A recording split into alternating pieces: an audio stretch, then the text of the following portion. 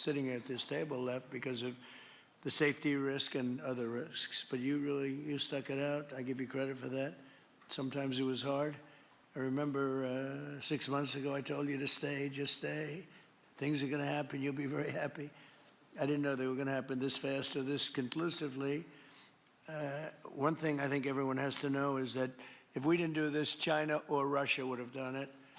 And if China or Russia were a next-door neighbor, because essentially this is not around the other parts of the world so far away where you fly in an airplane for 24 hours before you get there. This is sort of a next-door neighbor, if you think about it.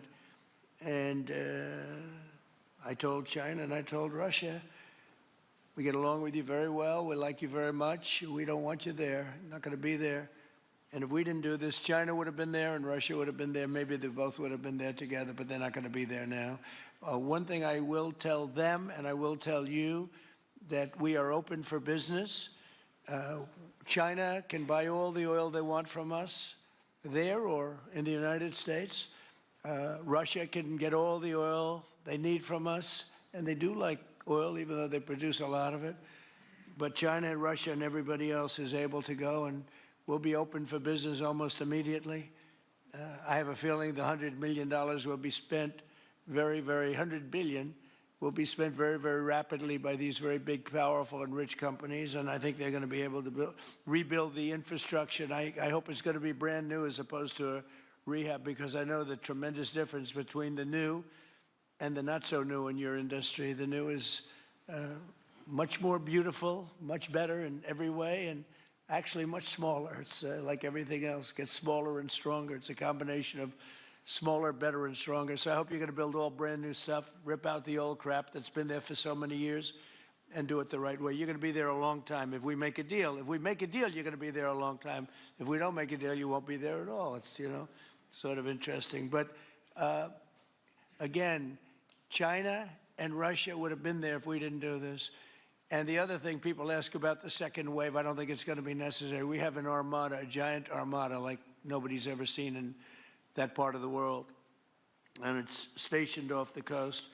And we are getting along so well with the people that are involved and representing Venezuela that I don't think we're going to have any, I don't think it's going to be necessary to do the second wave. We were planning on a second wave, but the first wave was so powerful and so good and so strong.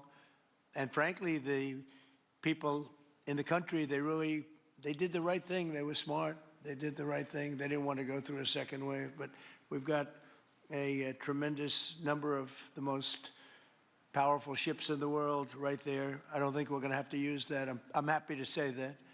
I don't think we're going to have to use that at all. If I could ask Chevron, you did a great job. I want to thank you. And Exxon Mobil, if you would say a few words, and then followed by Conoco, great companies, massive companies, great companies. Exxon, please.